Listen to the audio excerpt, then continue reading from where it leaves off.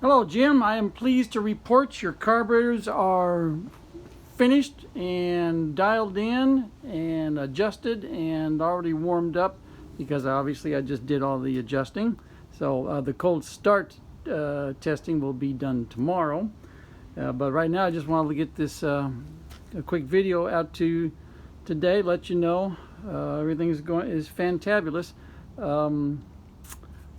What I will be showing you is adjusting the carburetors with the synchrometer, getting them synchronized, and the lack of airflow through the second barrel.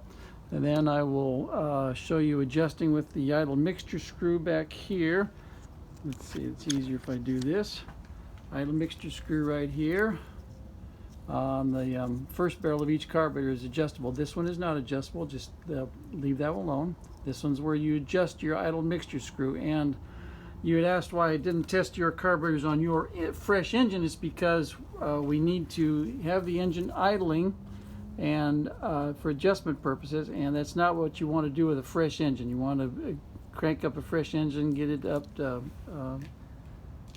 temperature and up to speed, and vary the RPM to help break in the rings.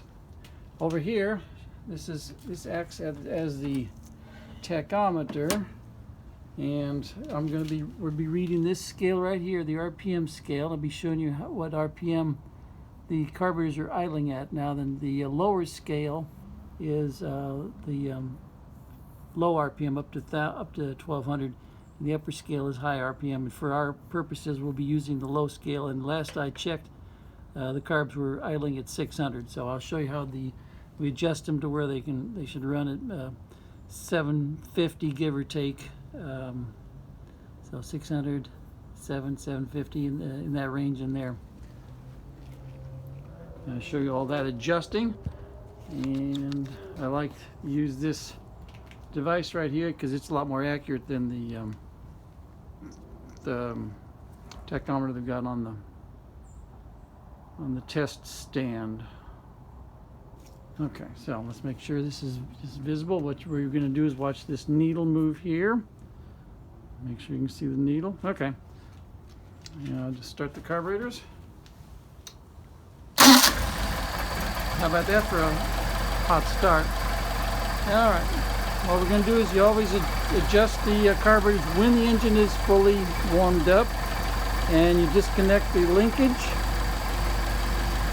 from the second barrel, from the second carburetor, so the carburetors are running independently of each other and we're not having a interference from the linkage. And the first thing we'll do is we'll check to see how much air is flowing through the second barrel. 2 and below, 2.5 and below is what the factory, well, about 2 to 2.5 on this scale right here is what the factory was able to achieve. Our machinist does a magnificent job, and you'll see the needle didn't even move. You can barely see it move. So that means the throttles, the butterflies are closing, and we're idling solely on our first barrel, not having airflow leaking through here.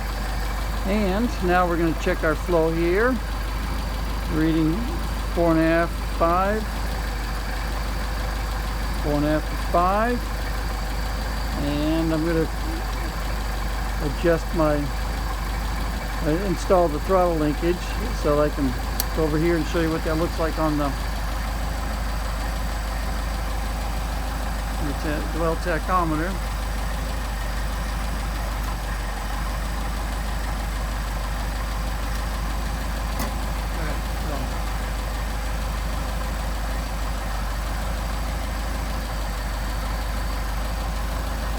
Alright, reading 625, and I'll show you how the adjusting of the idle mixture screw affects your idle.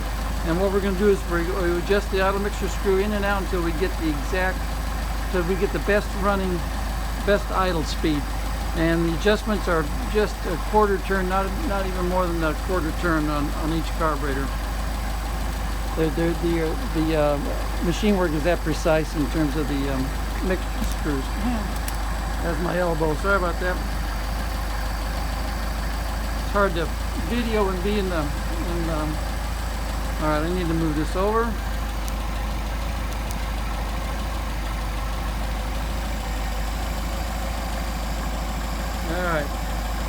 better.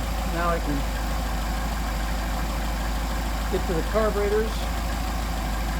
So now you're going to watch your idle drop as I screw in the idle mixture screw. So you're dropping. Now we're going to back it out. So you're picking up RPM. And back it out too far and it's going to drop off again. There we go, dropping off again. So we screw it back in. Picking up our RPM. Starting to drop off. We back it out just a quarter to an eighth of a turn. Pick up that RPM.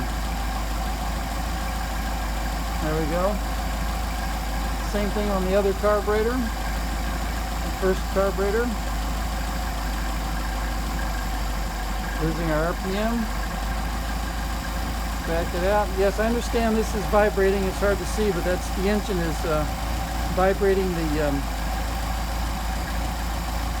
pad, the concrete pad. I wanted them to put it more than 4 inches down, but they said that was enough, and so I didn't get what I wanted, a 6-inch pad. I got a 4-inch pad. So we screw this in. Losing our RPM, back it out. Starting to lose RPM again, back it in. Just a quarter of a turn is all we're looking for. Picking up our RPM.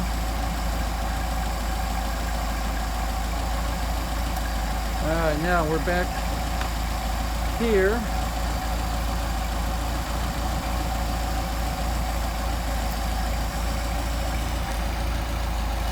Show you our synchronizing our carburetors in terms of the airflow. So disconnected. So right now we're up to 700 RPM, which is about where we want to be. We can actually pick it up a little bit.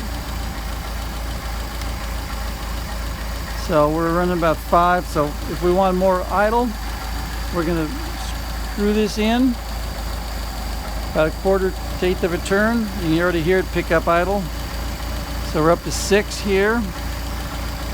Screw this one in.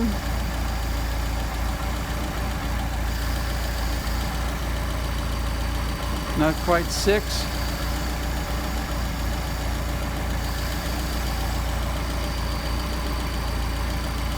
About 5.5, and we're already at 750. I'll tell you what I'm doing. I'm going to back this one out.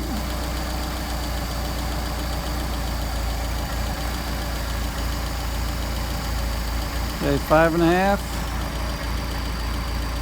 5.5. Now we're at about 750. Make sure the linkage is not interfering with our RPM.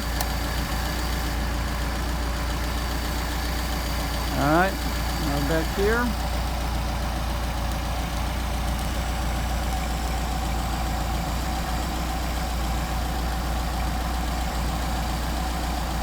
There's our RPM. That's 750. I'm going to switch over to high range because we're going to rev it up and see what it sounds like. As long as it doesn't spit back on us and revs nicely, we got our adjustment correct. If it spits back, we're running lean, and you have to adjust the idle mixture screws.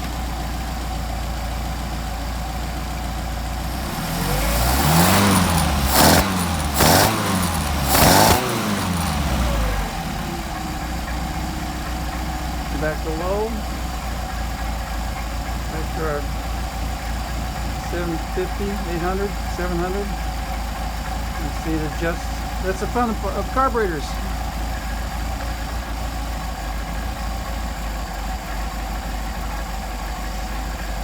Now with that, now after we rev it up, we lost some RPM, so we're going to increase the RPM.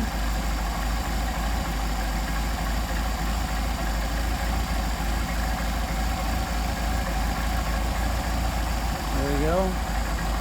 Reading 6 on the scale, 6 on the scale. We'll leave it right there.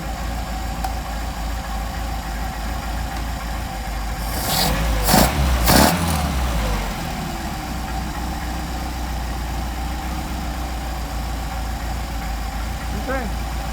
Got you some good carburetors. Do a hot start.